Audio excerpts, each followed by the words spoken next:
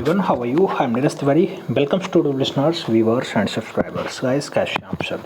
मैं आशा करता हूँ आप सब स्वस्थ हैं, खूब मस्त हैं और आप सब अपनी तैयारी टीजीटी, पीजीटी, यूपीएसआई या यूपीपी या जो भी एक दिवसीय परीक्षा है जहाँ पे जीके जीएस पूछा जा रहा है उसकी तैयारी में आप सब व्यस्त हैं। मैं ऐसा मान के चल रहा हूँ। व्यस्त हैं ना आप लोग? व्यस्त है तो बताइएगा। आज के इस अभ्यास में हम 150 MCQs का अभ्यास करने वाले हैं जो कि जीके जीएस से संबंधित रहने वाला है।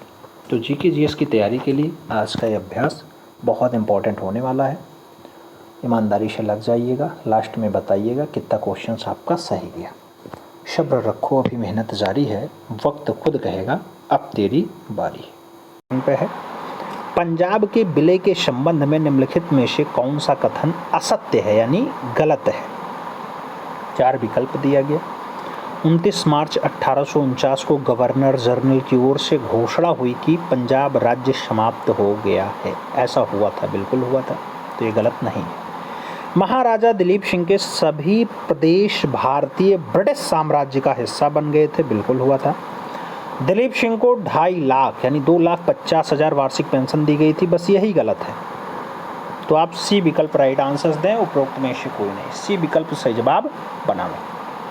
आगे चला जाए, 2 नंबर क्वेश्चन अपनी स्क्रीन पे आता है। आपसे कह रहा है किस वर्ष में भारतीय राष्ट्रीय कांग्रेस की कार्यवाही में महिलाओं ने भाग लेना प्रारंभ कर दिया था? 1885 से, 1900 ईस्वी से, 1889 ईस्वी से या फिर 1917 ईस्वी से?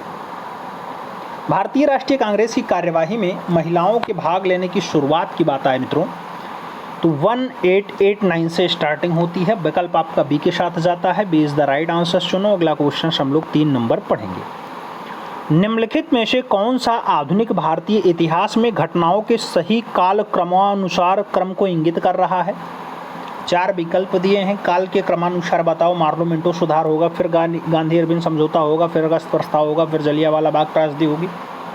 दूसरा वाला विकल्प दिया गया अगस्त प्रस्ताव होगा, फिर मार्लो मिंटो सुधार होगा, फिर जलियांवाला बाग त्रासदी होगी, उसके बाद गांधी अरविंद समझौता होगा। तीसरा विकल्प कहलाए मार्लो मिंटो सुधार पहले होगा, उसके बाद जलियांवाला बाग त्रासदी होगी, उसके बाद गांधी का अरविंद के साथ समझौता होगा, उसके बाद अगस्त प्रस्ताव होगा। चौथा विकल्प दे रहा है जलियांवाला बाग त्रासदी, उसके बाद गांधी अरविंद समझौता हो गया, उसके बाद अगस्त प्रस्ताव हो गया, उसके बाद मार्लो मिंटो सुधार अधिनियम आया। मित्रों सभी पर अगर गौर करते हो तो मार्लो मिंटो पहले आएगा, फिर जलियांवाला बाग त्रासदी होगी, उसके बाद गांधी अरविंद समझौता होगा, उसके बाद अगस्त प्रस्ताव सबसे लास्ट में आएगा। तो विकल्प अपना जो जाएगा वो सी के साथ जाएगा। सी इज द राइट आंसर चुन लो। अगला क्वेश्चन हम लोग 4 नंबर पढ़ते हैं। पूछ लिया गया भारत छोड़ो प्रस्ताव की निम्नलिखित में से किसने अनुशंसा की थी? सरदार वल्लभ भाई पटेल ने, जे बी कृपलानी ने, अबुल कलाम आज़ाद ने या फिर जवाहरलाल नेहरू ने? भारत छोड़ो प्रस्ताव की निम्नलिखित में से किसने अनुशंसा की थी? मित्रों अनुशंसा की अगर बात आती है पंडित जवाहरलाल नेहरू ने की थी। सही जवाब डी के साथ लगा लो। 5 नंबर क्वेश्चन हम लोग पढ़ते हैं। किस स्वतंत्रता संग्राम सेनानी ने लाठी और अखाड़ा क्लब की स्थापना की? चंद्रशेखर आजाद ने, मास्टर सूर्य सेन ने, सचिंद्र नाथ सान्याल ने और बाल गंगाधर तिलक का नाम दिया गया। लाठी और अखाड़ा क्लब स्टैब्लिश करने का काम किसका रहा मित्रों?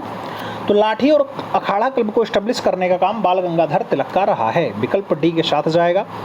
अगला क्वेश्चन हम लोग 6 नंबर पढ़ेंगे। पूछ लिया गया 1942 में भारत छोड़ो आंदोलन के दौरान शहीद हुई किस महिला को बूढ़ी गांधी कहा जाता है? वीणा चटर्जी हैं, मातंगिनी हाजरा हैं, उषा मेहता हैं और लक्ष्मी सहगल का नाम दिया गया। बूढ़ी गांधी के बारे में, भारत छोड़ो आंदोलन के दौरान शहीद हुई थी महिला बूढ़ी गांधी के रूप में जिनका नाम आता है वो मातंगिनी हाजरा हैं।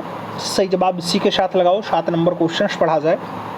कहा जा रहा है दीनबंधु सार्वजनिक सभा की स्थापना किसके द्वारा की गई थी? बी आर अम्बेडकर के द्वारा, ज्योतिबा फुले के द्वारा, गोपाल कृष्ण गोखले के द्वारा या फिर इनमें से कोई नहीं? दीनबंधु सार्वजनिक सभा की जो स्थापना है किसके द्वारा की गई? तो दीनबंधु सार्वजनिक सभा को स्थापित करने का काम ज्योतिबा फुले का है। विकल्प अपना सी के साथ जाएगा। 8 नंबर क्वेश्चन बहुत प्यारा क्वेश्चन। सैयद वंश के सुल्तानों को सही कालक्रमानुसार क्या है? सही विकल्प दीजिए। कूट का प्रयोग कर सकते हैं उत्तर चयन के लिए। अगर हम लोग बात करें सैयद वंश तो आप भी जानते हैं सैयद वंश खिज्र खां पहले आएगा, उसके बाद मुबारक शाह आएगा। तो खिज्र खां उसके बाद मुबारक शाह के बाद आएगा मोहम्मद शाह, उसके बाद अलाउद्दीन आलम शाह। तो 4 नंबर पे अलाउद्दीन आलम शाह रहेगा और मुबारक शाह दूसरे नंबर पे रहेगा। सी विकल्प में आपका परफेक्ट आंसर स्कूट बैठ रहा है। सी इज द राइट आंसर चुनो। अगला क्वेश्चन 9 नंबर आपसे कह रहा है रुद्रमा के संदर्भ में निम्नलिखित कथनों पर विचार कीजिए और उसके बारे में सही कथन चुनिए। विकल्प दिए गए हैं और उसमें आपको बताना है कौन सा सही है। रुद्रमा के बारे में, रुद्रमा वारंगल की काकतीय वंश की चौथी स्वतंत्र शासिका थी, बिल्कुल थी।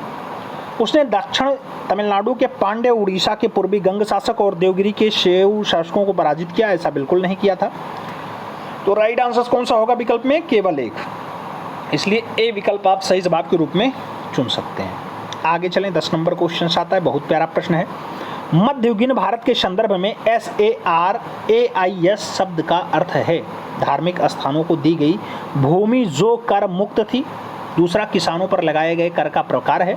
तीसरा, एक स्थान जिसका उद्देश्य भारतीय और विदेशी यात्रियों, तीर्थयात्रियों, व्यापारियों आदि को अस्थायी आवास प्रदान करता है। और चौथा है उपरोक्त में से कोई नहीं। विकल्पों पर अगर गौर किया जाए तो मध्ययुगीन भारत के संदर्भ में SARAIS शब्द का जो अर्थ होगा, एक स्थान जिसका उद्देश्य भारतीय और विदेशी यात्री, तीर्थयात्री, व्यापारी आदि को अस्थायी आवास प्रदान करना था। सी विकल्प अपना राइट आंसर जाएगा। अगला क्वेश्चन हम लोग 11 नंबर पढ़ेंगे। निम्नलिखित कथनों पर विचार कीजिए। दो विकल्प दिए गए हैं, फिर नीचे कूट में आंसर्स दिया गया, कौन सा कथन आपका सत्य बताया जा रहा है। विकल्पों पर अगर गौर करते हैं तो इल्तुतमिश ने सजदा यानी दंडवत और पौबास यानी सम्राट के पैरों को चूमना की प्रथा राजा के प्रति सामान्य अभिवादन दर्शाने के रूप में आरंभ किया था, ऐसा बिल्कुल नहीं था। बलबन ने चांदी का टका और तांबे का जीतल मुद्रा के रूप में प्रचलित किया, ऐसा भी नहीं था। तो कौन सा कथन सही है? ना ही एक ना ही दो। सही जवाब डी के साथ लगाओ, D is the right answer बनाओ और आगे चला जाए। 12 नंबर क्वेश्चन अपनी स्क्रीन पे है। निम्नलिखित में से कौन सा गुप्तकालीन प्रशासक विभाजन का सही अनुक्रम है? विकल्पों पर गौर करें। विकल्प कह रहा है भुक्ति विषय बीथी ग्राम, दूसरा दिया गया है विषय भुक्ति बीथी ग्राम, तीसरा दिया गया बीथी भुक्ति विषय ग्राम और चौथा दिया गया भुक्ति विषय ग्राम बीथी। मित्रों, अगर आप देखोगे गुप्त काल का प्रशासनिक विभाजन कैसा रहा, तो सबसे पहले जो आता है वो भुक्ति आता है, उसके बाद विषय आता है, उसके बाद बीथी आता है, फिर ग्राम का निर्माण होता है। तो विकल्प जो बैठेगा वो फर्स्ट के साथ बैठेगा, ए इज द राइट आंसर चुना जाएगा। अगला क्वेश्चन हम लोग 13 नंबर पढ़ते हैं। 13 नंबर प्रश्न कह रहा है निम्नलिखित में से कौन सा मंदिर वास्तुकला की वेसर शैली का उदाहरण है? होयसलेश्वर मंदिर, श्री राम मंदिर अयोध्या, कंदरिया महादेव मंदिर या फिर उपरोक्त में से कोई नहीं। वेसर शैली का उदाहरण इसमें से कौन सा है? तो होयसलेश्वर मंदिर आपका वेसर शैली का उदाहरण है। विकल्प आप फर्स्ट के साथ चुन लो, ए इज द राइट आंसर बना लो। 14 नंबर क्वेश्चन पे चला जाए। प्राचीन भारत के इतिहास के संदर्भ में भवभूति, हस्तमल और छौमेश्वर क्यों प्रसिद्ध थे? नाटककार के रूप में, जैन संत के रूप में, दार्शनिक के रूप में या फिर मंदिर वास्तुकार के रूप में? इनकी अगर प्रसिद्धि की बात आती है तो आप भी जानते हैं भवभूति हैं, हस्तमल हैं और छौमेश्वर हैं, ये सब नाटककार के रूप में फेमस रहे हैं। तो विकल्प नाटककार के रूप में बैठेगा, first is the right answer हो जाएगा। अगला क्वेश्चन 15 नंबर अपनी स्क्रीन पे ये रहा। भारतीय संविधान की प्रस्तावना में उल्लेखित सही क्रम कौन सा है? समाजवादी, पंथ निरपेक्ष, संपूर्ण प्रभुत्व संपन्न और लोकतंत्रात्मक है। दूसरा विकल्प दिया गया संपूर्ण प्रभुत्व संपन्न, समाजवादी, पंथ निरपेक्ष, लोकतांत्रिक है। तीसरा दिया गया पंथ निरपेक्ष, समाजवादी, संपूर्ण प्रभुत्व संपन्न फिर लोकतांत्रिक है। चौथा दिया गया संपूर्ण प्रभुत्व संपन्न, पंथ निरपेक्ष, समाजवादी और लोकतांत्रिक है। तो हम भारत के लोग भारत को संपूर्ण प्रभुत्व संपन्न, समाजवादी, पंथ निरपेक्ष, लोकतांत्रिक, तो सही जवाब आपका जो बैठेगा यहाँ बी के साथ बैठेगा, B is the right answer चुनना पड़ेगा। आगे हम लोग 16 नंबर प्रश्न पे चलते हैं। आपसे पूछ रहा है पंचायती राज के संदर्भ में कौन सा कथन सत्य है, सही है? विकल्पों पर गौर करें। पंचायत समिति और जिला परिषद अध्यक्ष प्रत्यक्ष निर्वाचित सदस्यों से गठित होते हैं, ऐसा बिल्कुल भी नहीं है।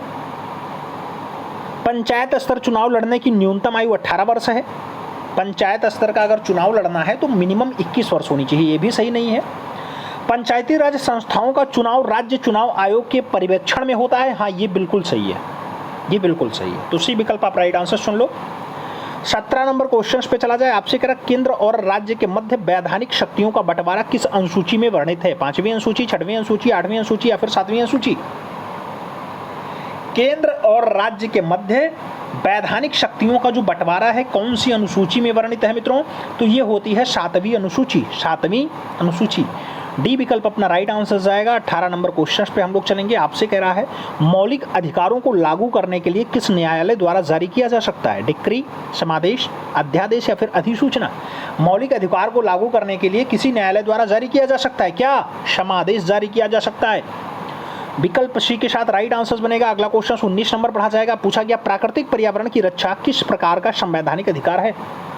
मौलिक कर्तव्य है, नीति निर्देशक तत्व है, मौलिक अधिकार है या फिर प्राकृतिक कर्तव्य है? प्रकृति पर्यावरण की जो रक्षा है किस प्रकार का संवैधानिक अधिकार है मित्रों? तो मौलिक कर्तव्य के हिस्से में ये आता है, विकल्प फर्स्ट के साथ जाएगा। अगला क्वेश्चन हम लोग 20 नंबर पढ़ेंगे। कह रहा है भारत ध्वज संहिता के प्रावधानों के अनुसार भारतीय नियम के मानकों को लागू करने के लिए निम्नलिखित निकायों में से कौन सा प्रभारी है? गृह मंत्रालय, भारतीय मानक ब्यूरो, विदेश मंत्रालय या फिर सुप्रीम कोर्ट? भारतीय ध्वज संहिता के प्रावधानों के अनुसार भारतीय निकाय के मानकों को अगर लागू करना है तो कौन सा इसके लिए प्रभारी होगा? भारतीय मानक ब्यूरो प्रभारी होगा। विकल्प सी के साथ राइट आंसर जाएगा। अगला क्वेश्चन 21 नंबर आ रहा है। आपसे कह रहा नीचे दिए गए युग्मों में से कौन सा सही युग्म सुमेलित नहीं है? एक साइड में अनुसंधान संस्थान दिया गया, दूसरी साइड में शहर की सूची दी गई। कौन सा गलत है आपको यही बताना है। शुष्क वन अनुसंधान संस्थान जोधपुर एकदम सही है। हिमालय वन अनुसंधान संस्थान देहरादून बस यही गलत है। बाकी वर्षा अनुसंधान संस्थान जोरहाट है और उष्ण कटिबंधीय वन अनुसंधान संस्थान जबलपुर है ही। तो गलत आपका बी विकल्प है। B is the right answer. सुनो अगला क्वेश्चन हम लोग 22 नंबर पढ़ते हैं। 22 नंबर क्वेश्चन आपसे कह रहा है भारत में कोयला खनन की महत्वपूर्ण घटनाओं पर विचार कीजिए तथा इन्हें सही कालक्रमानुसार व्यवस्थित कीजिए। कूट का उपयोग करते हुए आपको सही उत्तर का चयन करना है। रानीगंज में कोयले का प्रथम उत्पादन, हाँ बिल्कुल हुआ है, ये 1 नंबर पर रहेगा। उसके बाद अगर देखा जाए कोल इंडिया लिमिटेड की स्थापना नहीं होती है। कोयला खदानों का राष्ट्रीयकरण, ऐसा भी नहीं होता है। राष्ट्रीय कोयला विकास निगम की स्थापना हो जाती है, 2 नंबर पे आपका 4 वाला रहेगा। उसके बाद कोयला खदान का राष्ट्रीयकरण हो जाता है 3 नंबर पे, और चौथे नंबर पे कोल इंडिया लिमिटेड की स्थापना हो जाती है। तो 2 नंबर सबसे लास्ट में किसमें है? डी विकल्प में है। राइट आंसर क्या होगा? डी विकल्प होगा। आगे चलते हैं। अगला क्वेश्चन 23 नंबर है। आपसे कह रहा भारत का कौन सा राज्य चूना पत्थर, जिप्सम, नमक और जस्ता के भंडारण के लिए फेमस है? हरियाणा है, गुजरात है, राजस्थान है या फिर पंजाब है? भारत का कौन सा राज्य चूना पत्थर, जिप्सम और नमक के साथ साथ जस्ता भंडारण के लिए जाना जाता है? तो जस्ता भंडारण के लिए राजस्थान जाना जाता है। बी विकल्प राइट आंसर। सुनो अगला क्वेश्चन 24 नंबर आता है। पूछा गया भारत कि 2011 की जनगणना के अनुसार भारत की नगरीय जनसंख्या का परसेंटेज था 30.70%, 31.80%, 31.20% या फिर उपरोक्त में से कोई नहीं। भारत की 2011 की जनगणना के अनुसार भारत की नगरीय जनसंख्या का परसेंटेज कितना रहा मित्रों? तो 31.20% रहा है। बी विकल्प अपना राइट आंसर जाएगा। 25 नंबर क्वेश्चन देखें। नैनो टेक्नोलॉजी का जनक किसे कहा जाता है? लिनस पॉलिंग को, रिचर्ड फेनमैन को, आर्थर वैन बर्न को या फिर निकोला टेस्ला को? नैनो टेक्नोलॉजी का जो फादर है रिचर्ड फेनमैन है, तो विकल्प रिचर्ड फेनमैन के साथ लगाओ। सी विकल्प अपना यहाँ पे राइट आंसर मित्रों बनाओ। आगे चलें। 26 नंबर क्वेश्चन आता है। निम्नलिखित में से रॉकेट किस सिद्धांत पे कार्य करता है? ऊर्जा संरक्षण, रेखीय गति का संरक्षण, बर्नौली प्रमेय या फिर अवोगाद्रो की अवधारणा? रॉकेट कौन से सिद्धांत पे कार्य करता है? रेखीय गति का संरक्षण वाला सिद्धांत इस पे लागू होता है। सी विकल्प अपना सही जवाब जाएगा। 27 नंबर क्वेश्चन पे चलेंगे। इको साउंडिंग का प्रयोग होता है, 4 विकल्प दिए गए, किसमें होता है? समुद्र की गहराई मापने के लिए, ध्वनि की आवृत्ति बढ़ाने के लिए, ध्वनि में कंपन उत्पन्न करने के लिए या फिर भूमि की तरंगों के रिकॉर्ड के लिए? इको साउंडिंग का जो प्रयोग होता है मित्रों, समुद्र की गहराई को मापना है। विकल्प फर्स्ट के साथ जाएगा।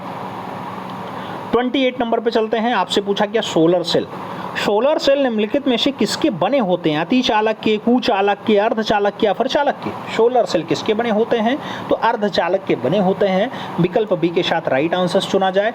29 नंबर क्वेश्चन पढ़ा जाए। पूछा गया ऐसे वर्षा जिसमें सल्फ्यूरिक एसिड या फिर नाइट्रिक एसिड के घटक शामिल होते हैं और इसका पीएच मान 4.5 से कम होता है कहलाती हैं संवहनीय वर्षा, पर्वतीय वर्षा, अम्ल वर्षा या फिर उपरोक्त सभी? 4.5 से कम होता है जिसका पीएच, उसको अम्ल वर्षा के नाम से जाना जाता है। तो सही जवाब अम्लीय वर्षा लगाओ। बी विकल्प राइट आंसर बनाओ।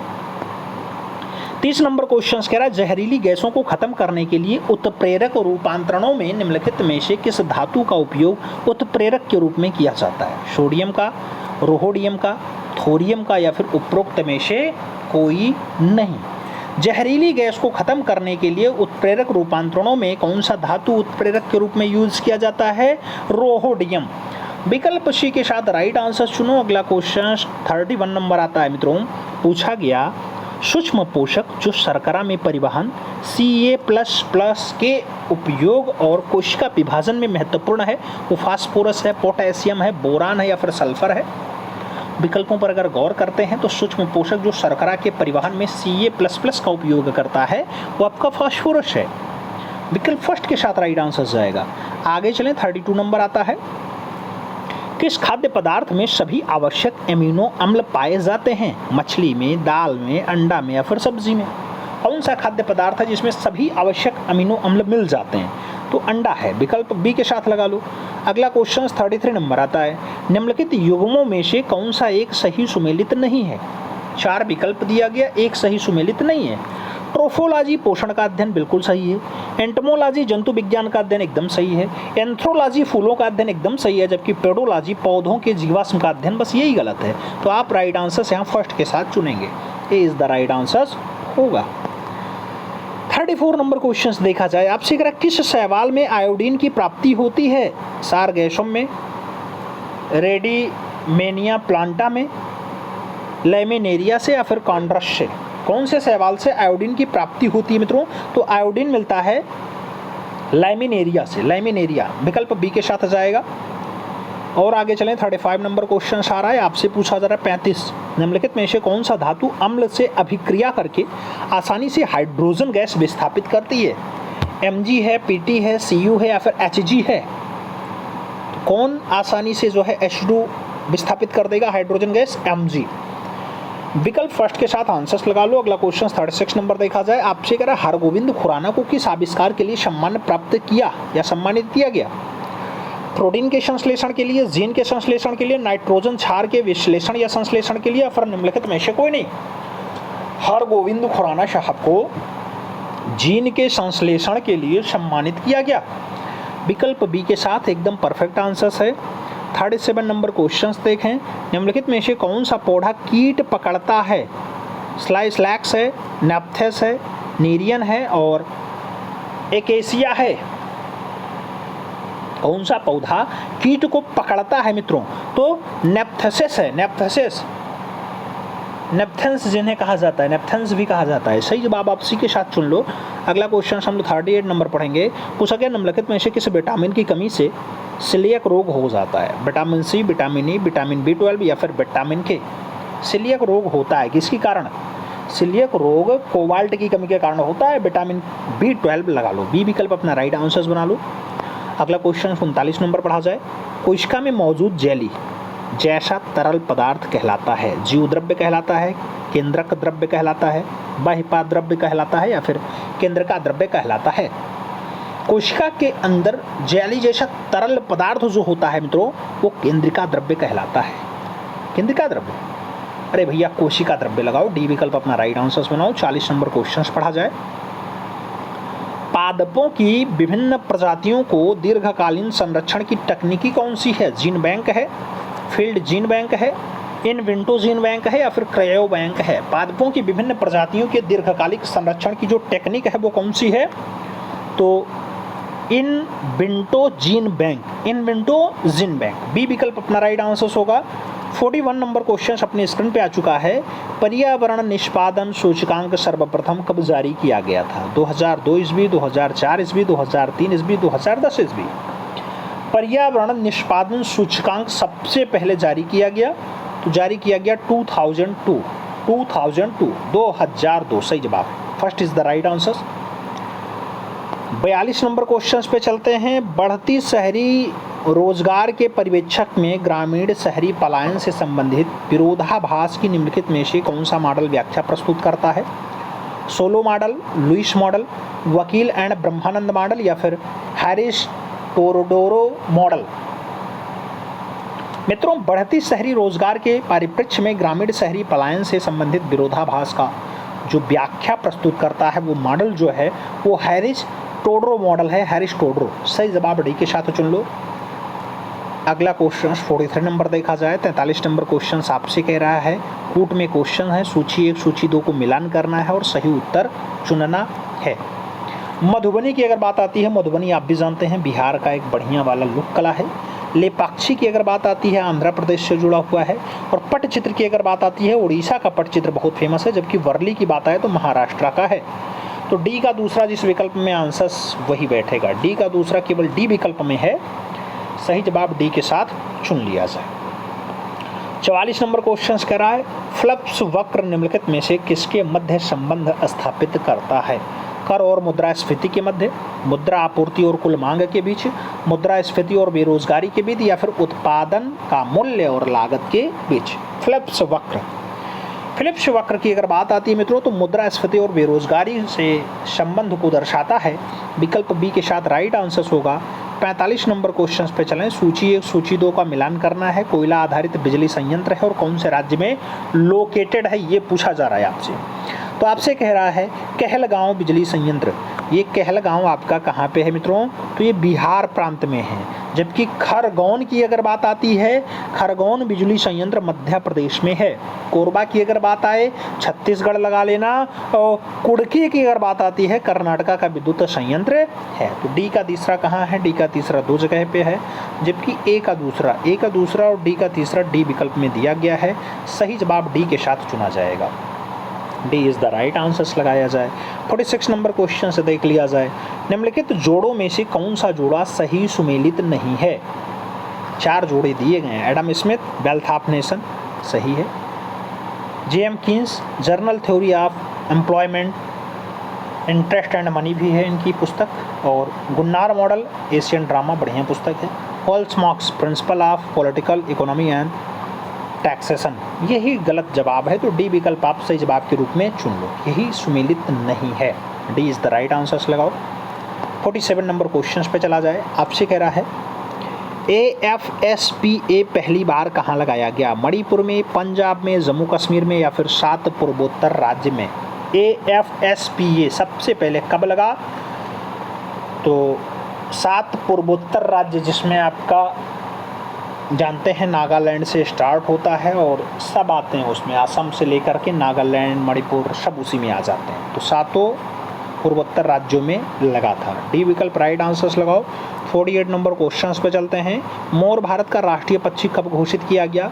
1959 में, 1965 में, 1961 में, या फिर 1963 में? तो मोर भारत का राष्ट्रीय पक्षी होगा, ये घोषणा 1963 में हुई थी, 1963। डी विकल्प राइट आंसर्स बनाओ। 49 नंबर क्वेश्चंस पढ़ा जाए। भारतीय मुद्रा बाजार के अंतर्गत निम्नलिखित में से कौन शामिल नहीं है? सहकारी बैंक, वाणिज्यिक पत्र, भारतीय औद्योगिक विकास बैंक, या फिर ट्रेजरी बिल? भारतीय मुद्रा बाजार के अंतर्गत कौन शामिल नहीं है मित्रों? विकल्पों पर गौर करें तो भारतीय औद्योगिक विकास बैंक इसमें शामिल नहीं है। सी विकल्प राइट आंसर होगा। 50 नंबर क्वेश्चंस अपने स्क्रीन पे ये रहा। पोंचमपल्ली किसके लिए फेमस है? नृत्य के लिए, बुनाई के लिए, शराब के लिए, या फिर ये सभी? पोंचमपल्ली किसके लिए फेमस है मित्रों? पोंचमपल्ली की अगर बात आए तो बुनाई के लिए ज़्यादा प्रसिद्ध है जा रहा है। पहला क्वेश्चन आपसे कह रहा है रिपब्लिक पार्टी ऑफ इंडिया के संस्थापक निम्न में से कौन थे? सुभाष चंद्र बोस रहे, भगत सिंह रहे, रमेश चंद्र मजूमदार रहे, या फिर BR अम्बेडकर रहे? रिपब्लिकन पार्टी ऑफ इंडिया, इसके जो संस्थापक के रूप में जाने जाते हैं भीमराव अंबेडकर साहब जाने जाते हैं। विकल्प आप डी के साथ चुनना। अगला क्वेश्चन 2 नंबर पढ़ा जाए। वर्ष 1920 की खिलाफत कमेटी की सभा, जिसमें गांधी के असहयोग आंदोलन के नेतृत्व को संभालने का अनुरोध किया गया था, वह सभा किस शहर में हुई थी? लखनऊ में हुई, इलाहाबाद में हुई, लाहौर में हुई, या फिर कराची में हुई है? कहाँ पे हुई मित्रों? तो 1920 में खिलाफत कमेटी की सभा, जिसमें गांधी से असहयोग आंदोलन के नेतृत्व को संभालने का अनुरोध किया गया था, ऐसी सभा का आयोजन प्रयागराज में हुआ, यानी इलाहाबाद में हुआ था। विकल्प सी के साथ आंसर चुनो। अगला क्वेश्चन 3 नंबर पढ़ा जाए। पूछा गया निम्नलिखित में से कौन व्यक्ति होम रूल लीग की स्थापना में शामिल नहीं था? Bal Gangadhar Tilak, S Subramaniam Iyer, Annie Besant और HS ऑलकॉट का नाम आपके सामने है। होम रूल लीग की स्थापना में कौन सदस्य जुड़ा नहीं था?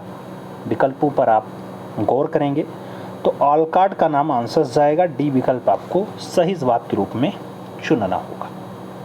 और आगे चला जाए, 4 नंबर क्वेश्चन आता है, नोआखली घटना के समय महात्मा गांधी के निजी सचिव कौन रहे? निर्मल कुमार घोष जी, प्यारे लाल जी, महादेव देसाई जी या फिर वल्लभ भाई पटेल जी। नोआखली घटना के टाइम पे महात्मा गांधी की जो निजी सचिव रहे हैं मित्रों, उनका नाम प्यारे लाल होता है, प्यारे लाल। विकल्प सी के साथ जाएगा। अगला क्वेश्चन 5 नंबर पढ़ा जाए, प्यारा प्रश्न है, आपसी करा सविनय अवज्ञा आंदोलन की असफलता के बाद गांधी जी ने महत्व दिया रचनात्मक कार्यक्रम को, अंग्रेजों से समझौते को, हिंसा के सीमित उपयोग को या फिर परंपरागत कार्यक्रम को। सविनय अवज्ञा आंदोलन की असफलता जब हो जाती है उसके बाद गांधी जी किसको महत्व देते हैं मित्रों? तो रचनात्मक कार्यक्रम में सहभागिता करते हैं, तो रचनात्मक कार्यक्रम को महत्व दिया। विकल्प फर्स्ट के साथ जाएगा। अगला क्वेश्चन 6 नंबर आ रहा है, बंकिम चंद्र चटर्जी की रचना कौन सी नहीं है? दुर्गेश नंदिनी नहीं है, पोस्टमास्टर नहीं है, आनंद मठ नहीं है या फिर देवी चौधरानी नहीं है। बंकिम चंद्र चटर्जी की कौन सी रचना इसमें से नहीं है मित्रों? विकल्पों पर आप गौर फरमाएंगे तो पोस्टमास्टर रचना जो है इनकी नहीं है। विकल्प आप सी के साथ चुन सकते हैं। अगला क्वेश्चन हम लोग 7 नंबर पढ़ेंगे, वर्ष 1911 में किस सामाजिक कार्यकर्ता ने ब्रिटिश विधान परिषद के समक्ष निःशुल्क और अनिवार्य प्राथमिक शिक्षा का प्रस्ताव रखा था? सत्येंद्र नाथ बोस, दादा भाई नेहरूजी, गोपाल कृष्ण गोखले और फिरोज शाह मेहता का नाम दिया गया। 1911 में किस सामाजिक कार्यकर्ता ने ब्रिटिश विधान परिषद के समक्ष निःशुल्क और अनिवार्य प्राथमिक शिक्षा का प्रस्ताव रखा गया? तो गोपाल कृष्ण गोखले के द्वारा यह प्रस्ताव रखा गया था मित्रों। बी विकल्प आपका सही जवाब जाएगा। आगे हम लोग चलेंगे, 8 नंबर क्वेश्चन आ रहा है, निम्न में से दक्षिण भारत में विजय प्राप्त करने वाला पहला शासक कौन था? अलाउद्दीन खिलजी, औरंगजेब, शेर शाह या फिर बाबर? दक्षिण भारत पर विजय प्राप्त करने वाला जो पहला शासक बनता है, इन विकल्पों में अलाउद्दीन खिलजी का नाम आता है। तो आप राइट आंसर फर्स्ट के साथ चुनना। अपना अगला क्वेश्चन 9 नंबर जा रहा है, निम्नलिखित में से कौन सा व्यक्ति रामपा विद्रोह से संबंधित है? बिरसा मुंडा है, अल्लू लोरी, सीताराम राजू हैं, कुशल कुमार हैं और मंगल पांडे का नाम दिया गया। रामपा विद्रोह की अगर बात आती है मित्रों, तो रामपा विद्रोह सीताराम राजू का नाम आता है। विकल्पों में अल्लूरी, सीताराम, राजू सही जवाब बैठते हैं। राइट आंसर सी के साथ लगता है। अगला क्वेश्चन 10 नंबर पे चला जाता है, प्रश्न संख्या 10 की बारी आती है, पागल पंथ की स्थापना किसने की थी? बुल्ले शाह ने की, यदुवेंद्र सिंह ने की, करम शाह ने की या फिर स्वामी सहजानंद ने की है? पागल पंथ की स्थापना किसने की? अगर हम पागल पंथ की बात करते हैं मित्रों, तो पागल पंथ को एस्टेब्लिश करने में करम शाह का नाम प्रमुखता से लिया जाता है। बी विकल्प अपना राइट आंसर होगा। 11 नंबर क्वेश्चन अपने स्क्रीन पे है, पानीपत के युद्ध में बाबर के जीतने का जो मुख्य कारण रहा, क्या रहा? उनकी घोड़सवारी वाली सेना, तुगलुआ नामक पद्धति, उनकी सैन्य कुशलता या फिर अफगानों की आपसी फूट? पानीपत के युद्ध में बाबर के जीतने का जो मेन कारण होता है मित्रों, बाबर जीतता काहे के लिए है? वो तुलगमा वाली पद्धति अपनाता है, इससे जीत जाता है। विकल्पों में सी विकल्प परफेक्ट आंसर के रूप में जाएगा। अगला क्वेश्चन हम लोग 12 नंबर पढ़ रहे हैं, मध्यकाल में जौनपुर में स्वतंत्र सरकी राजवंश की जो स्थापना है किसने की थी? मलिक उल सर्क ने की, हुसैन शाह सरकी ने की, शमसुद्दीन इब्राहिम शाह ने की या फिर फिरोज शाह तुगलक ने किया? सरकी राजवंश की स्थापना जौनपुर में किसके द्वारा किया गया मित्रों? तो सरकी राजवंश के बारे में पूछा जा रहा है और स्थापना की अगर बात आती है, मलिक उल सर्क का नाम ऑप्शन में आएगा। फर्स्ट विकल्प आपका राइट आंसर जाएगा। 13 नंबर क्वेश्चन पे चलते हैं, अधिक संख्या में दफनाए गए बच्चों के शवाधान प्राप्त हुए हैं मालवा संस्कृति से, कायस्था संस्कृति से, जारवे संस्कृति से या फिर आहार संस्कृति से? ज्यादा संख्या में दफनाए गए बच्चों के शव कहाँ मिले हैं मित्रों? तो ज्यादा संख्या में बच्चों के दफनाए गए जो शव प्राप्त हुए हैं वो जारवे संस्कृति से प्राप्त हुए हैं। विकल्प आप बी के साथ चुनो। अगला क्वेश्चन देखा जाए तो 14 नंबर आता है। 14 नंबर प्रश्न है, भागवत संप्रदाय के विकास में किसका योगदान ज्यादा था, अत्यधिक था? पार्थियन का, कुषाण का, हिंदू यूनानी का या फिर गुप्त का? भागवत संप्रदाय के विकास में ज्यादा योगदान किसका रहा मित्रों? आप विकल्पों पर अगर गौर फरमाते हैं तो भागवत संप्रदाय को गुप्त राजाओं ने ज़्यादा आश्वासन दिया है, ज़्यादा योगदान दिया है। विकल्प आप गुप्त के साथ सुनो, D is the right answers बनाओ। 15 नंबर क्वेश्चन पे चलते हैं। धामिक स्तूप कहाँ स्थित है? आगरा में, जौनपुर में, मिर्जापुर में या फिर सारनाथ में? धामिक स्तूप की अगर बात आती है मित्रों, आप भी जानते हैं धामिक स्तूप सारनाथ राइट आंसर्स बैठता है। डी विकल्प राइट आंसर चुना जाएगा। अगला क्वेश्चन 16 नंबर पढ़ा जाए। प्रश्न संख्या 16 की अगर बारी आती है, पूछ लिया गया वह सुल्तान कौन था जिसने खलीफा के अधिकार को मानने से इनकार कर दिया था? इल्तुतमिश है, बलबन है, अलाउद्दीन खिलजी है या फिर मोहम्मद बिन तुगलक है? खलीफा के अधिकार को मानने से इनकार किसने किया मित्रों? तो खलीफा के अधिकार को मानने से जो इनकार करने वाला शासक रहा, अलाउद्दीन खिलजी रहा है। विकल्पों में बी विकल्प आपका परफेक्ट आंसर होगा। अगला क्वेश्चन 17 नंबर आ रहा है। यूरोप को उत्तरी अमेरिका से कौन सा सागर या महासागर अलग करता है? उत्तरी अटलांटिक महासागर, काला सागर, प्रशांत महासागर या फिर कैस्पियन सागर? यूरोप को उत्तरी अमेरिका से जो अलग करता है सागर, उसका जो नाम है मित्रों उत्तरी अटलांटिक महासागर। सही जवाब फर्स्ट के साथ जाएगा। अगला क्वेश्चन हम लोग 18 नंबर पढ़ते हैं। प्रश्न संख्या 18। शिवालिक शैल समूह के दक्षिण में भाबर क्षेत्र उदाहरण होता है मध्य भूमि स्थिति का, गिरिपद स्थिति का, अंतरा पर्वतीय स्थिति का या फिर इनमें से सभी? शिवालिक शैल समूह के दक्षिण में जो भाबर क्षेत्र होता है, किसका उदाहरण है मित्रों भाबर क्षेत्र? तो भाबर क्षेत्र जिसका उदाहरण होता है वो गिरिपाद स्थिति का है। गिरिपाद स्थिति राइट आंसर सी के साथ जा रहा है। 19 नंबर प्रश्न पे चलते हैं। निम्नलिखित में से कौन सा सौर परिवार से संबंधित नहीं है? क्षुद्र ग्रह, ग्रह, निहारिका या फिर धूमकेतु? कौन सा सौर परिवार से ताल्लुक नहीं रखता है? सौर परिवार से जुड़ा हुआ निहारिका नहीं है। विकल्पों में बी विकल्प आप सही जवाब के रूप में चुन लो। 20 नंबर क्वेश्चन आपसे कूट से क्वेश्चन कह रहा है, सही कूट का मिलान करो। अनुच्छेद के बारे में दिया गया है, आपसी मिलान करने को कह रहा है। अनुच्छेद 26 की अगर बात आती है, धार्मिक कार्यों के प्रतिबंध की स्वतंत्रता है मित्रों अनुच्छेद 26 में। ए का तीसरा होगा, यानी डी विकल्प अपने आप कट गया क्योंकि वहां ए का चौथा दिया गया था। मित्रों अनुच्छेद 40 की अगर बात आती है, ग्राम पंचायतों के गठन की बात हो रही है, तो सही जो है बी का चौथा हो जाएगा। और अनुच्छेद 98 अगर बात करते हैं तो अनुच्छेद 98 का जुड़ाव कहाँ से है? संसद सचिवालय से है। और जब 239 की बात आती है तो संघ शासित क्षेत्र के प्रशासन की बात होती है अनुच्छेद 239 में। तो जो राइट आंसर बैठ रहा है ए का तीसरा, बी का चौथा, सी का दूसरा और डी का पहला, यानी फर्स्ट विकल्प राइट आंसर बैठ रहा है। ए इज द राइट आंसर आप चुन सकते हैं। अगला क्वेश्चन हम लोग 21 नंबर पढ़ रहे हैं। निम्नलिखित क्षेत्रों में से किस एक क्षेत्र में राज्य सरकार का स्थानीय निकायों पर नियंत्रण नहीं होता है? नागरिकों की शिकायतों पर, विधि निर्माण पर, आर्थिक मामले पर या फिर कार्मिक मामले पर? कौन सा एक क्षेत्र है जिसमें राज्य सरकार का स्थानीय इकाई पे नियंत्रण ही नहीं है? तो वो आपका होता है नागरिकों की शिकायतों पे राज्य सरकार कोई नियंत्रण नहीं रख पाती। फर्स्ट विकल्प राइट आंसर। अगला क्वेश्चन 22 नंबर, फिर से कूट में क्वेश्चंस दिया गया, कथन और उससे जुड़े हुए जो है कूट दिए गए हैं, आपको बताना है कौन सा कूट सही है।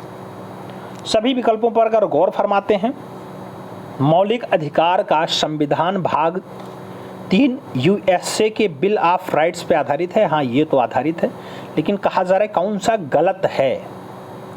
संविधान के अनुच्छेद 21 के अंतर्गत मृत्यु का अधिकार मूलभूत अधिकार है, नहीं, ये गलत दे दिया गया। भारतीय संविधान एक पूर्ण संघीय संविधान है, ऐसा भी नहीं है। भारतीय संविधान के अनुसार मूलभूत अधिकारों को हटाया जा सकता है, बिल्कुल भी नहीं। तो जो राइट आंसर होगा वो बी, सी और डी सभी गलत है, यानी बी सी डी केवल और केवल डी विकल्प में दिया गया।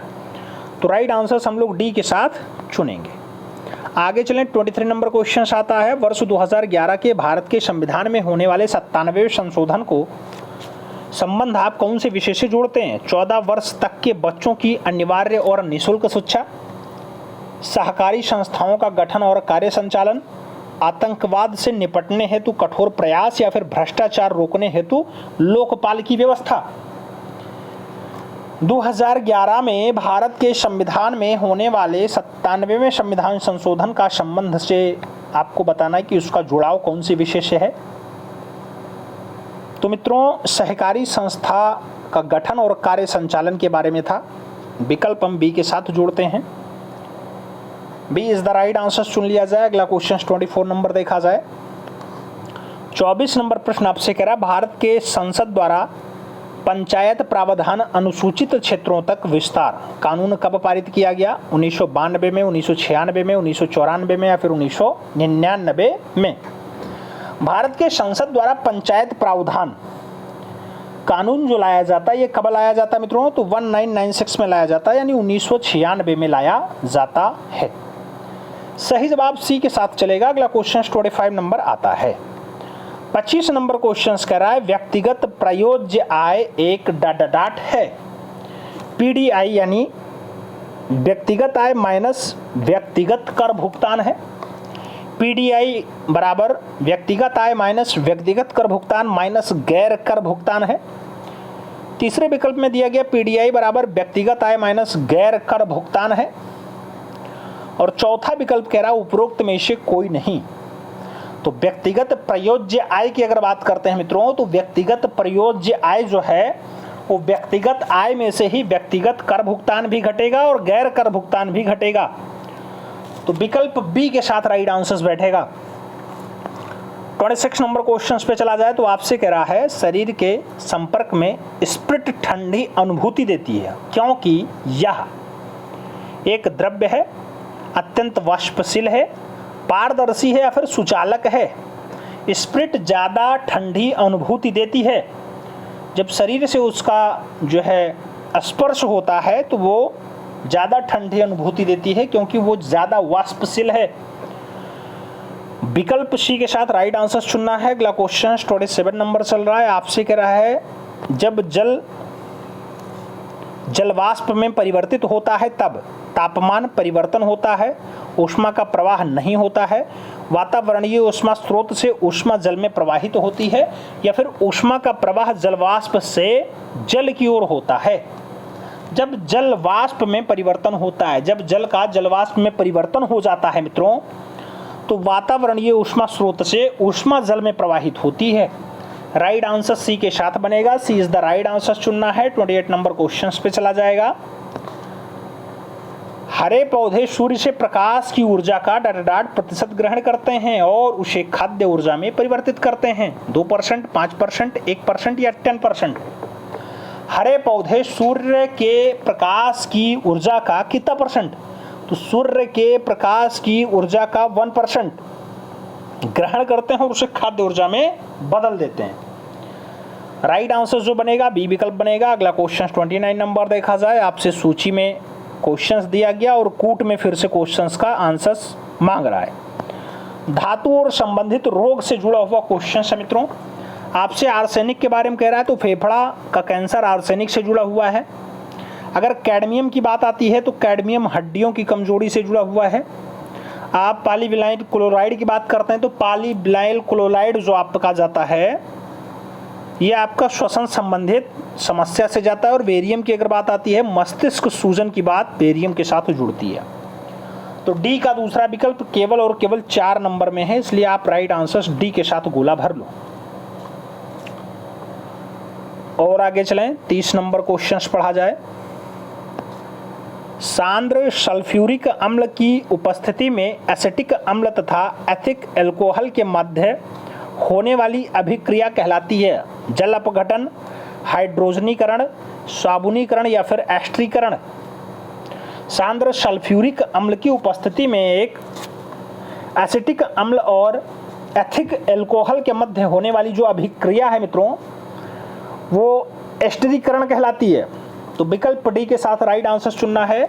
31 नंबर क्वेश्चन पढ़ा जाए। ग्रेफाइट में परतों को एक दूसरे से मिलाकर के रखा जाता है वांडर वाल्स बलों द्वारा, धात्विक आबंध द्वारा, आयन आबंध द्वारा या फिर सह संयोजी आबंध द्वारा। ग्रेफाइट में परतों को एक दूसरे से मिलाकर के जो रखा जाता है मित्रों, वो वांडर वाल्स के बलों के द्वारा रखा जाता है। तो विकल्प फर्स्ट के साथ राइट आंसर बैठ रहा है। अगला क्वेश्चन 32 नंबर आ रहा है। पूछा गया, निम्नलिखित में से कौन सा एक यातायात संचालित नगरों में धुरी वायु बनाने से संबंधित है? Sulphur dioxide, nitrogen dioxide, carbon dioxide या फिर कार्बन मोनोऑक्साइड? तो सही जवाब है सल्फर डाइऑक्साइड। सही जवाब फर्स्ट के साथ चुनना है, इज द राइट आंसर चुन लो। अगला क्वेश्चन 33 नंबर आता है, किस प्रकार के ऊतक में मनुष्य में ग्रंथि का निर्माण होता है? पेशीय ऊतक में, उपकला ऊतक में, तंत्रिका ऊतक में या फिर संयोजी ऊतक में? कैसे ऊतक में मनुष्यों में ग्रंथि का निर्माण हो जाता है मित्रों? तो ग्रंथि का निर्माण उपकला ऊतक में होता है, उपकला ऊतक। राइट आंसर सी के साथ जा रहा है। 34 नंबर क्वेश्चन देखा जाए, 34 नंबर प्रश्न आपसे कह रहा है, मनुष्य की लार में उपस्थित एक घातक लाइसोजाइम किस रूप में कार्य करता है? प्रतिजीवाणु कारक के रूप में, एमाइलेज के रूप में, जाइमोजन के रूप में या फिर लाइपेज के रूप में? मनुष्य की लार में उपस्थित एक घातक लाइसोसोम है, वो कौन से रूप में कार्य करता है मित्रों? तो प्रतिजीवाणु कारक के रूप में कार्य करता है। राइट आंसर फर्स्ट के साथ जाएगा। 35 नंबर क्वेश्चन देखा जाए, पौधे में रंध्रों का खुलना और बंद होना किस पर निर्भर करता है? परासारणीयता पे, स्फति दाब पे, वाष्पोत्सर्जन पे या फिर निस्यंदन पे? पौधों में रंध्रों का खुलना और बंद होना कौन से क्रिया पे निर्भर करता है? तो स्फति दाब पे निर्भर करता है। बी विकल्प सही जवाब है। 36 नंबर क्वेश्चन अपने स्क्रीन पे है, करा निम्न में से कौन सा फूल का एक अंश या भाग है? मध्य सिरा, सिराएं, स्त्री केसर या फिर इनमें से कोई नहीं? कौन जो है फूल का एक अंश या भाग है मित्रों? तो फूल का अंश या भाग जो है वो स्त्री केसर है। विकल्पों में बी विकल्प राइट आंसर्स। 37 नंबर क्वेश्चन पढ़ा जाए, सफेद फास्फोरस का संबंध निम्नलिखित कथनों पर विचार कीजिए। कौन सा कथन आपका सही है सफेद फास्फोरस के लिए? सफेद फास्फोरस यह एक विषैला पदार्थ है जिसका उपयोग रासायनिक हथियार के रूप में किया जाता है। बिल्कुल किया जाता है। यह एक अत्यधिक ज्वलनशील और हवा के संपर्क में आने पर स्वतः प्रज्वलित हो जाता है। बिल्कुल ऐसा भी है। तो कौन सा विकल्प सही होगा? ए और बी दोनों सही है, इसलिए सी विकल्प में ए और बी दोनों सही का विकल्प दिया गया। सी सही जवाब बनाना है। अगला क्वेश्चन 38 नंबर चलते हैं। आपसे कह रहा है, सामान्य ठंड में निम्नलिखित में से कौन नासिका संकुलन के लिए उत्तरदायी है? एंटीहिस्टोमेन, प्रतिअम्ल, हिस्टोमिन या फिर विटामिन? नासिका संकुलन के लिए उत्तरदायी है सामान्य ठंड में, नासिका संकुलन के लिए जो उत्तरदायी है हिस्टोमिन है। विकल्प बी के साथ राइट आंसर्स लगाना है। 39 नंबर क्वेश्चंस पढ़ना है, केंद्रक कला का निर्माण किस कोशिकांग द्वारा होता है? अंतः द्रव्य जालिका के द्वारा, माइटोकॉन्ड्रिया के द्वारा, हरित लवक के द्वारा या फिर गोल्जी काय के द्वारा?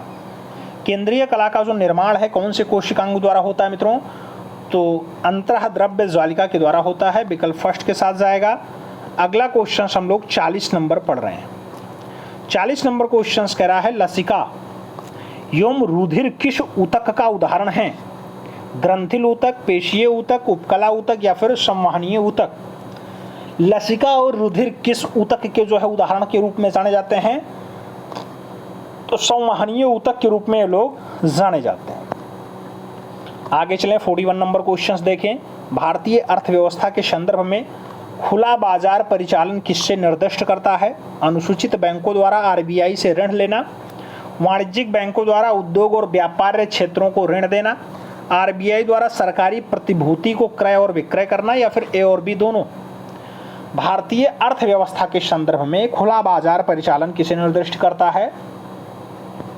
तो आरबीआई द्वारा सरकारी प्रतिभूतियों के क्रय और विक्रय दोनों के लिए। सही जवाब सी के साथ जा रहा है। अगला क्वेश्चन 42 नंबर आ रहा है, पूंजी खाता परिवर्तनीयता की सिफारिश निम्न में से किस समिति ने की थी? तारापोर समिति ने, आबिद हुसैन समिति ने, रंगराजन समिति ने या फिर नरसिम्हन समिति ने? पूंजी खाता परिवर्तनीयता की सिफारिश किस समिति ने की मित्रों? तारापोर समिति ने इसकी सिफारिश की है। सही जवाब फर्स्ट के साथ जा रहा है। अगला क्वेश्चन 43 नंबर पढ़ा जा रहा है, भूगोल को मानव पारिस्थितिकी के रूप में परिभाषित करने वाले विद्वान कौन रहे? विडाल डी ला ब्लास, दूसरे विकल्प में है जॉन ब्रूनसन, तीसरे विकल्प में है एच बैरोज और चौथे विकल्प में है फ्रेडरिक रेंटजेल। मानव पारिस्थितिकी के रूप में परिभाषित करने वाला काम किसका रहा? भूगोल को मानव पारिस्थितिकी के रूप में H बैरोज ने जो है परिभाषित किया है मित्रों। राइट आंसर सी के साथ जाएगा। 44 नंबर क्वेश्चन अगर देखा जाए तो आपसे कह रहा है भारत में या भारत के निम्नलिखित क्षेत्रों में से कौन सा पारिस्थितिकीय उष्ण स्थल माना जाता है? पश्चिमी हिमालय, पश्चिमी घाट, पूर्वी हिमालय, पूर्वी घाट। अगर आंसर्स की बात करते हैं मित्रों तो राइट आंसर पश्चिमी घाट है। सी विकल्प अपना राइट आंसर होगा। अगला क्वेश्चन हम लोग 45 नंबर पढ़ेंगे। 45 विश्व संगीत दिवस कब मनाया जाता है? 19 मई, 23 जुलाई, 21 जून या फिर 18 सितंबर? विश्व संगीत दिवस, संगीत को बढ़ावा देने के विश्व जो है लिए विश्व लेवल पे संगीत को बढ़ावा देने के लिए एक दिवस मनाया जाता है, वो है 21 जून।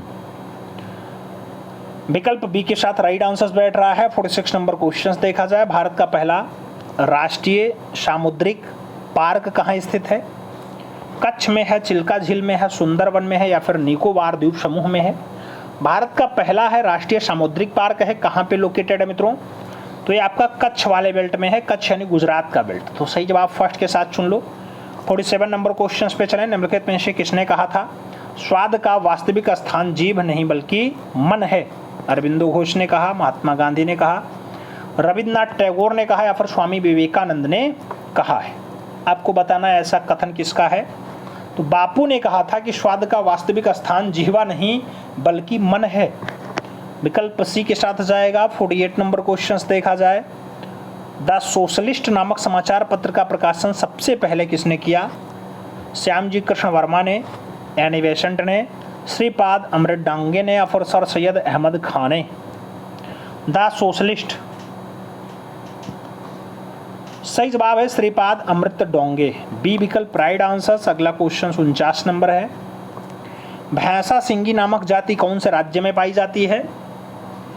बिहार में पाई जाती है, मिजोरम में पाई जाती है, असम में पाई जाती है, फिर नागालैंड में पाई जाती है? भैंसा सिंगी नागालैंड में पाई जाती है मित्रों। सही जवाब डी के साथ चुन लो। HDPE का पूरा नाम क्या है? High density polyvinyl, high density polymer, high density polypropane, high density polypropylene. HDPE का अगर फुल फॉर्म आप देखते हैं तो हाई डेंसिटी पॉलीथिनाइल है। सही जवाब फर्स्ट विकल्प लगेगा। ए इज द राइट ऑप्शन कह रहा है। निम्नलिखित में से वह कौन सा चालुक्य शासक था जिसने तुंगभद्रा नदी में डूबकर परम योग की प्राप्ति किया था? सोमेश्वर प्रथम था, विक्रमादित्य 5 था, तैलप सेकंड रहा या फिर जय सिंह सेकंड रहा है? मित्रों तुंगभद्रा नदी में डूब करके अंतिम यात्रा को चला गया, यानी कहने का मतलब है तुंगभद्रा नदी में डूब करके जान दे दी। सोमेश्वर प्रथम ने ऐसा किया था। विकल्प फर्स्ट एकदम राइट आंसर है। अगला क्वेश्चन 2 नंबर है। चोल मंदिरों में निम्न में से कौन सी उसकी प्रमुख विशेषता है? मंडप है, विमान है, शिखर है और गोपुरम का नाम दिया गया। चोल मंदिरों में निम्न में से कौन सी उसकी प्रमुख विशेषता होती है? तो ये विमान जो है इसका सबसे खास विशेषता है। सी विकल्प राइट आंसर लगा लो। अगला क्वेश्चन हम 3 नंबर पढ़ते हैं।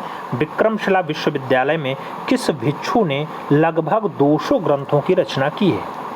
आस्तीय दीपांकर ने की है, ऋक्षित ने की है, ज्ञानपद ने की है या फिर रत्नाकर ने की है?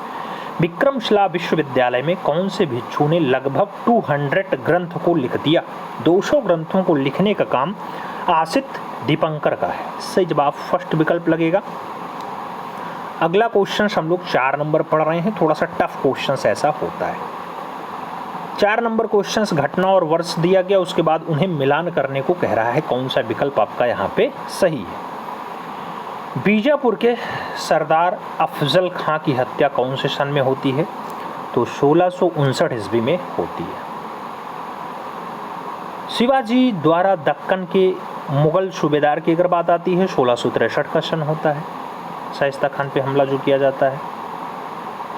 सूरत की पहली लूट की अगर बात आती है तो 1664 में सूरत में पहली लूट होती है और सूरत की दूसरी लूट 1670 के आसपास होती है। तो जो है 4 नंबर पे सी विकल्प लिखा हो वही सही जवाब है। 4 नंबर पे सी विकल्प केवल और केवल सी विकल्प में है।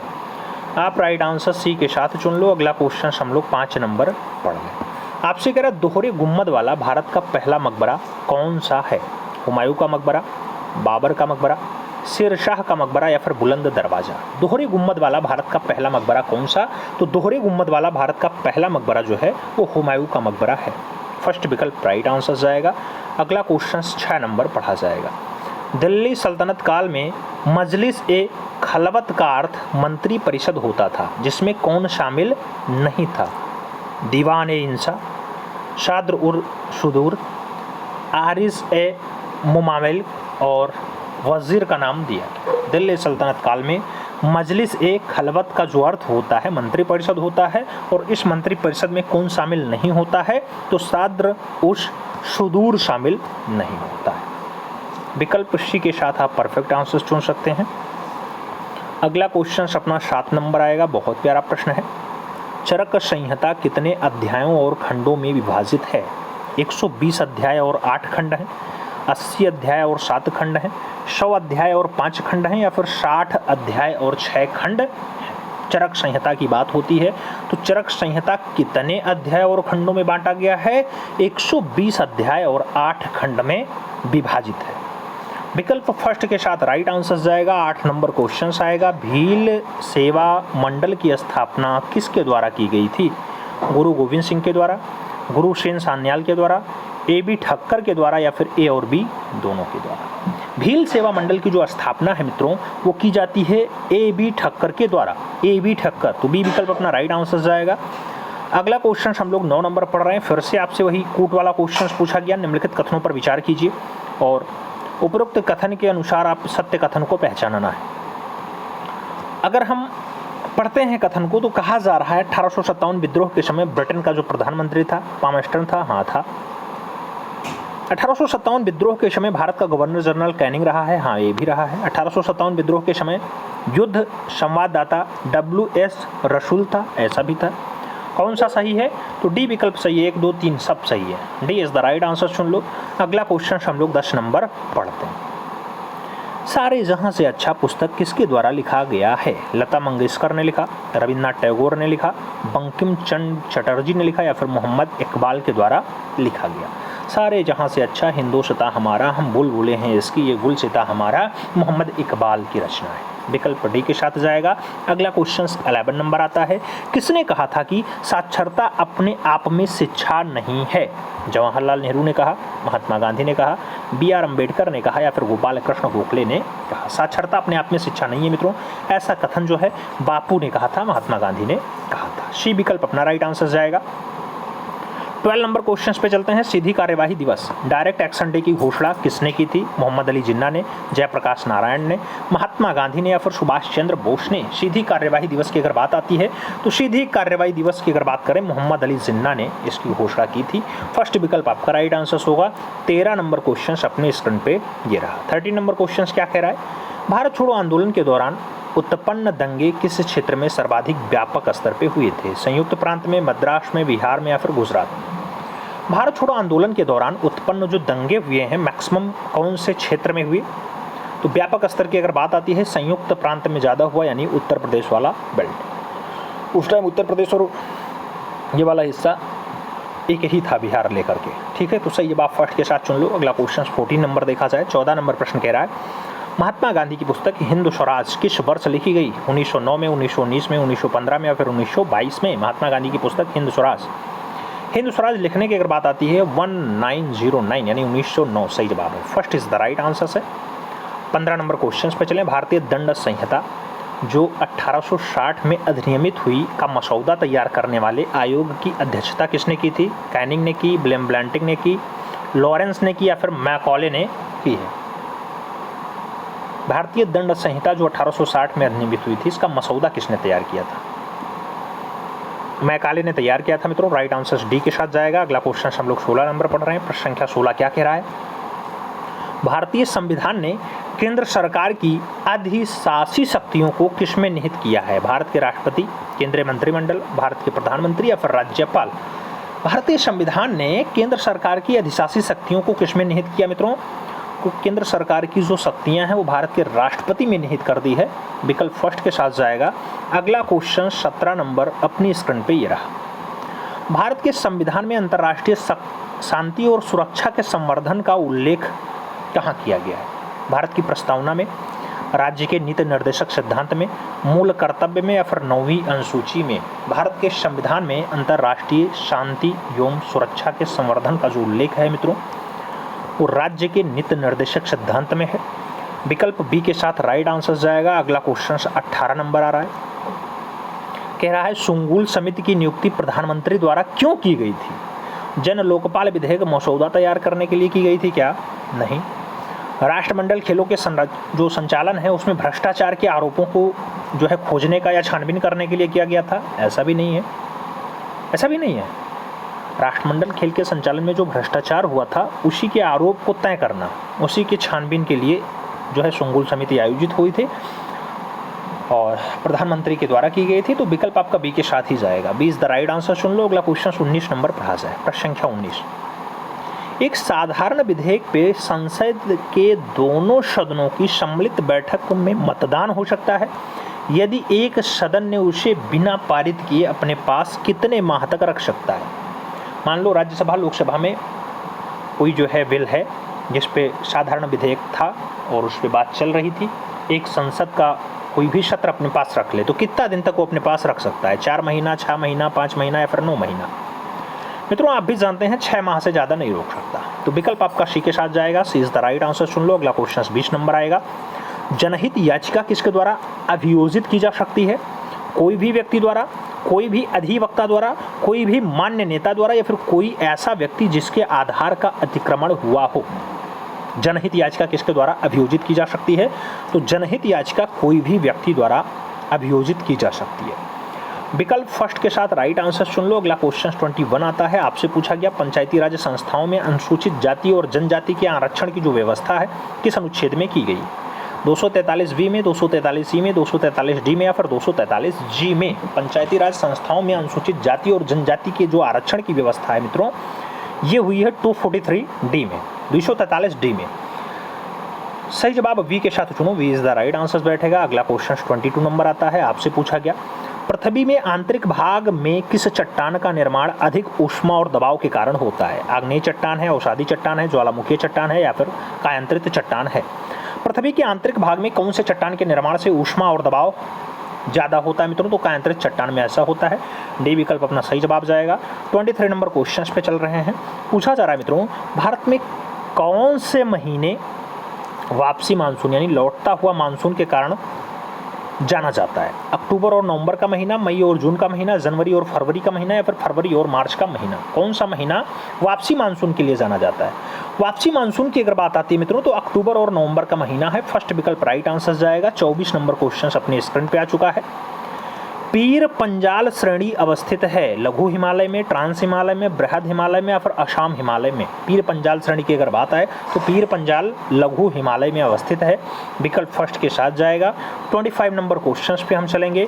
पूछ लिया गया आम्र वर्षा एक शब्द है जिसका उपयोग डाटा डाट के लिए किया जाता है। मानसून उत्तर वर्ष में, मानसून पूर्व वर्ष में, शीतकालीन वर्षा में या फिर मानसून वर्षा में? आपसे पूछा गया अम्र वर्षा। अम्र वर्षा एक शब्द है जिसका उपयोग काहे के लिए किया जाता है? मानसून पूर्व वर्षा में, मानसून से पहले जो वर्षा हो जाती है। विकल्प सी के साथ राइट आंसर चुनो। अगला क्वेश्चन 26 नंबर पे चलते हैं। वह कौन सा आकाशीय पिंड है जो परिभ्रमण और परिक्रमण लगभग समान समयावधि में पूरा करता है? पृथ्वी है, मंगल है, शुक्र है या फिर चंद्रमा है? परिभ्रमण और परिक्रमण लगभग सेम ड्यूरेशन में पूरा कर लेता है तो ऐसा काम जो है चंद्रमा करता है। विकल्प डी के साथ राइट आंसर चुन लो। 27 नंबर क्वेश्चन पे चला जाए। यदि मांस को 140 डिग्री सेंटीग्रेड से अधिक पर पकाया जाता है तो निम्नलिखित में से कौन सी अभिक्रिया होती है? पाइसीकरण की अभिक्रिया, मेलॉर्ड अभिक्रिया, ऑक्सीकरण की अभिक्रिया या फिर उनमें से कोई नहीं? यदि मांस को 140 डिग्री सेंटीग्रेड से ज़्यादा पे पका दिया जाए मित्रों तो मेलॉर्ड अभिक्रिया हो जाती है। सी विकल्प आपका राइट आंसर होगा। अगला क्वेश्चन 28 नंबर आता है। पूछा गया निम्नलिखित में से किस विद्युत चुंबकीय तरंग में सबसे अधिक आवृत्ति होती है? रेडियो तरंग, गामा तरंग, माइक्रो तरंग या फिर पराबैंगनी किरण? किस विद्युतीय चुंबकीय तरंग में सबसे ज्यादा आवृत्ति होती है मित्रों? अगर मैक्सिमम फ्रिक्वेंसी की बात आए तो गामा किरण सही जवाब है, गामा तरंग। C is the right answer. 29 नंबर क्वेश्चन अपने स्क्रीन पर। निम्नलिखित में से किन किरणों से इंद्रधनुष का निर्माण होता है? अपवर्तन, परावर्तन और प्रकीर्णन से, अपवर्तन और प्रकीर्णन से, अपवर्तन और बिखराव से, या फिर विवर्तन और परावर्तन से? किन किरणों से इंद्रधनुष का निर्माण हो जाता है? मित्रों वेबजोर जो सीक्वेंस वाइज जो लगता है वो अपवर्तन, परावर्तन और प्रकीर्णन सभी घटनाएं होती हैं तब होता है। सही जवाब फर्स्ट के साथ चुनना है। अगला क्वेश्चन हम लोग 30 नंबर पढ़ रहे हैं, प्रश्न संख्या 30 आपसे कह रहा है बुलेट प्रूफ जैकेट के निर्माण में आमतौर पर निम्नलिखित में से किस सिंथेटिक फाइबर का उपयोग किया जाता है? रेयान का, सायरन का, बेन्योन का, या फिर केवलर का? किस सिंथेटिक फाइबर का उपयोग बुलेट प्रूफ जैकेट बनाने में किया जाता है मित्रों? केवलर का उपयोग किया जाता है, केवलर। सही जवाब D is the right answer से। आगे चला जाए 31 नंबर क्वेश्चन आता है, आपसे पूछा गया प्रति ऊर्ध्वपातन की अभिक्रिया में डॉट डॉट में परिवर्तन होता है? ठोस गैस का, तरल गैस का, ठोस गैस का, या फिर गैस तरल का? प्रति ऊर्ध्वपातन की जो अभिक्रिया है मित्रों इसमें गैस और ठोस में परिवर्तन होता है, गैस ठोस। सही जवाब फर्स्ट लगाओ, ए इज द राइट आंसर्स बनाओ। 32 नंबर क्वेश्चन पे चला जाए, आपसे पूछा गया fill in the blanks type का क्वेश्चन से डॉट डॉट का उपयोग श्वास परीक्षण में शराबी चालकों की जांच करने के लिए किया जाता है? तरल nitrogen, potassium dichromate, sodium chromate, या फिर लिथियम डाइक्रोमेट? किसका उपयोग श्वास परीक्षण में शराबी चालकों की जांच के लिए किया जाता है मित्रों? तो पोटेशियम डाइक्रोमेट से जो है पता चल जाता है शराबी चालक है कि नहीं है। सी इज द राइट आंसर चुन लो। आगे चलें 33 नंबर क्वेश्चन आता है ब्रुसेलोसिस नामक बीमारी किस जीवाणु के कारण होती है? जीवाणु के कारण, कवक के कारण, विषाणु के कारण, या फिर प्रोटोजोआ के कारण? ब्रुसेलोसिस नामक जो बीमारी है वो काहे के लिए होती है? जीवाणु से हो जाती है। विकल्प फर्स्ट के साथ राइट आंसर जाएगा। 34 नंबर क्वेश्चन पे चलेंगे। कहा जा रहा है एक सामान्य वयस्क मानव शरीर में लगभग कितने ग्राम मैग्नीशियम होता है? 10 ग्राम, 20 ग्राम, 15 ग्राम, या फिर 25 ग्राम? एक सामान्य वयस्क मानव में कितना ग्राम मैग्नीशियम होता है मित्रों? तो 25 ग्राम मैग्नीशियम होता है। D is the right answer चुन लो। अगला क्वेश्चन 35 नंबर आता है, आपसे पूछा गया सूक्ष्म जीव मृत पौधे से किसका उत्पादन करने के लिए कार्य करते हैं? मशरूम के उत्पादन के लिए, लकड़ी के उत्पादन के लिए, रेत के उत्पादन के लिए, या फिर ह्यूमस के उत्पादन के लिए? सूक्ष्म जीव अमृत पौधे से किसका उत्पादन किया जाता है मित्रों?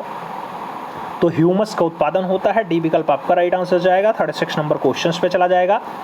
अमीबा में भोजन का पाचन किस में होता है? भोजन रसधानी में होता है, क्लोरोप्लास्ट में होता है, स्टेरोपोडिया में होता है, या फिर माइटोकॉन्ड्रिया में होता है? अमीबा में भोजन का जो पाचन होता है वो किस में होता है मित्रों? तो भोजन रसधानी में ही होता है। विकल्प फर्स्ट के साथ राइट आंसर जाएगा। 37 नंबर क्वेश्चन अपने स्क्रीन पर जाएगा। जल के पुनः अवशोषण में किस हार्मोन्स की भूमिका महत्वपूर्ण होती है? वैसोप्रोस्टिन, रिलैक्सेसिन, ऑक्सीटोसिन, या फिर सोमारोस्टोटिन? जल के पुनः अवशोषण में कौन सा हार्मोन्स खास होता है? तो वो है वैसोप्रोस्टेटिन। सही जवाब फर्स्ट के साथ जाएगा। अगला क्वेश्चन 38 नंबर आ रहा है। 38 नंबर प्रश्न है गर्भनाल में कितनी धमनियां पाई जाती हैं? 1, 3, 2, या फिर 4? गर्भनाल में कितनी धमनी पाई जाती है मित्रों? तो 2 धमनियां पाई जाती हैं। बी विकल्प आपका राइट आंसर होगा। अगला क्वेश्चन 39 नंबर पढ़ा जाए। कहा जा रहा है निम्नलिखित में से कौन सा मेडुला ऑब्लांगेटा का कार्य नहीं है? रक्तदाब का नियंत्रण करना, हृदय से धड़कन का नियंत्रण करना, उपापचय का नियंत्रण करना, या फिर पेशियों के संकुचन पर नियंत्रण करना? मेडुला ऑब्लांगेटा का कार्य कौन सा नहीं है मित्रों? तो मेडुला ऑब्लांगेटा का कार्य पेशियों के संकुचन पर नियंत्रण करना नहीं है। डी विकल्प राइट आंसर्स लगाओ। 40 नंबर क्वेश्चन पे चलते हैं। ऑटोवान ग्योरेक 17वीं शताब्दी में किस आविष्कार के लिए फेमस हुए थे? डीजल इंजन के लिए, जेट इंजन के लिए, वायु पंप के लिए, या फिर प्रदीप्त वैद्युत लैंप के लिए? ऑटोवान ग्योरेक की अगर बात आती है मित्रों तो ये वायु पंप के लिए जाने जाते हैं, वायु पंप के आविष्कारक के लिए। तो B is the right answer सुन लो। अगला क्वेश्चन हम 41 नंबर पढ़ते हैं। 41 आपसे कह रहा है अल्पावधि में भूमि के भिन्न किसी अन्य उत्पादक द्वारा अर्जित जो है अवधिशेष होता है या अधिशेष होता है, उसको क्या कहा जाता है? छोटे समय में भूमि के विभिन्न किसी अन्य उत्पादन द्वारा अर्जित अवधिशेष को कहा जाता है आर्थिक लगान, आभासी लगान, नवल लगान, या फिर अधिक सामान्य लगान? तो मित्रों इसी के लिए आभासी लगान शब्द यूज किया गया है। समयावधि अगर बहुत छोटी है, अल्पावधि में भूमि के भिन्न किसी अन्य उत्पादन द्वारा अर्जित अगर अधिशेष है तो उसी को आभासी लगान कहते हैं। सी विकल्प राइट आंसर जाएगा। 42 नंबर क्वेश्चन पे चलते हैं। अंतर्राष्ट्रीय मुद्रा कोष निम्न में से किस सम्मेलन की देन है? हवाना सम्मेलन, जेनेवा सम्मेलन, रोम सम्मेलन या फिर ब्रेटन वुड सम्मेलन? सही जवाब ब्रेटन वुड सम्मेलन है। डी विकल्प राइट आंसर है। 43 नंबर क्वेश्चन पे चलेंगे। आपसे कह रहा है निम्न में से किसे चिपको आंदोलन के व्यवहारिक पक्ष के रूप में जाना जाता है? चंडी प्रसाद भट्ट जी को, श्रीमती गौरा देवी को, कामरेड गोविंद सिंह रावत को या फिर सुंदरलाल बहुगुणा को? चिपको आंदोलन के व्यवहारिक पक्ष के रूप में अगर पूछा जाए कौन है तो कामरेड गोविंद सिंह रावत सही जवाब है। सी विकल्प आप राइट आंसर के रूप में देंगे। अगला क्वेश्चन हम 44 नंबर देखेंगे। लानोज और कंपोज घास किस बायोम के अंतर्गत आते हैं? टैंगा बायोम, टुंडा बायोम, शीतोष्ण बायोम या फिर उष्णकटिबंधीय बायोम? लानोज और कंपोज घास की अगर बात आती है मित्रों तो ये उष्णकटिबंधीय बायोम के अंतर्गत आते हैं। डी विकल्प आप सही जवाब के रूप में देंगे। 45 नंबर क्वेश्चन पे चलेंगे। निम्नलिखित में से कौन सा टेस्टोरियम बायोम का उदाहरण है? टैंगा है, केल्प फॉरेस्ट है, एस्चुरी है या फिर कोरल रीफ है? टेस्टोरियम बायोम का उदाहरण कौन सा है मित्रों? तो इनमें से अगर सभी पे गौर करेंगे तो टैंगा सही जवाब होगा। टैंगा इज द राइट आंसर लगाओ। 46 नंबर क्वेश्चन पे चला जाए। G20 के 18वें सम्मेलन का आदर्श वाक्य यानी मोटो क्या रहा है? G20 का 18वां सम्मेलन एक पृथ्वी, एक प्रकृति, एक भविष्य रहा? नहीं। एक विश्व, एक परिवार, एक जीवन रहा? नहीं। एक पृथ्वी, एक प्रकृति, एक जीवन रहा? नहीं। एक पृथ्वी, एक परिवार और एक भविष्य, यही इसका मोटो रहा है G20 का। विकल्प फर्स्ट के साथ राइट आंसर जाएगा। 47 नंबर क्वेश्चन अपने स्क्रीन पे आ चुका है। आपसे कह रहा है मानव विकास सूचकांक का निम्नलिखित में से कौन सा एक आयाम नहीं है? लंबा एवं स्वस्थ जीवन जीने की क्षमता, ज्ञानार्जन की क्षमता, अच्छा जीवन स्तर प्राप्त करने की क्षमता या फिर स्वच्छ पर्यावरण की प्राप्ति हेतु योग्यता? मानव विकास सूचकांक का निम्नलिखित में से एक आयाम कौन सा नहीं है? तो स्वच्छ पर्यावरण की प्राप्ति। अगर स्वच्छ पर्यावरण पे आप पहुंच जाते हैं तो उसकी योग्यता के लिए ये आयाम नहीं है मानव विकास सूचकांक का। डी विकल्प राइट आंसर सुन लो। 48 नंबर क्वेश्चन अपने स्क्रीन पे आ चुका है। गहन जिला कृषि कार्यक्रम को किस वर्ष में प्रारंभ किया गया था? 1960-61, 1962-63, 1961-62 या फिर 1963-64? गहन जिला कृषि कार्यक्रम। गहन जिला कृषि कार्यक्रम की अगर शुरुआत की बात आती है 1960-61 सही जवाब होता है। ए विकल्प राइट आंसर जाएगा। 49 नंबर क्वेश्चन पे चलेंगे। क्षेत्रीय ग्रामीण बैंक की कुल पूंजी में राज्य सरकार का हिस्सा है 50%, 30%, 15% या फिर 35%? क्षेत्रीय ग्रामीण बैंक की कुल पूंजी में राज्य सरकार का जो हिस्सा है मित्रों 15% है। बी विकल्प राइट आंसर जाएगा। 50 नंबर क्वेश्चन अपने स्क्रीन पे आ चुका है। पूछा जा रहा है निम्नलिखित में से कौन सा संरक्षित क्षेत्र कावेरी बेसिन में स्थित है? कावेरी बेसिन में नीचे दिए गए कोड का प्रयोग करके सही उत्तर चुन लीजिए। कावेरी बेसिन में कौन कौन है? नागरहोल राष्ट्रीय उद्यान हाँ है। पापीकोंडा राष्ट्रीय उद्यान ये नहीं है। सत्यमंगलम बाघ आरक्षित क्षेत्र ये भी है और वायनाड अडकल वन्यजीव अभ्यारण्य ये भी है। तो 1, 3, 4 है यानी सी विकल्प आपका यहाँ पे सही जवाब बैठ रहा है। तो सी इज द राइट आंसर चुन लो। अब बताने की बारी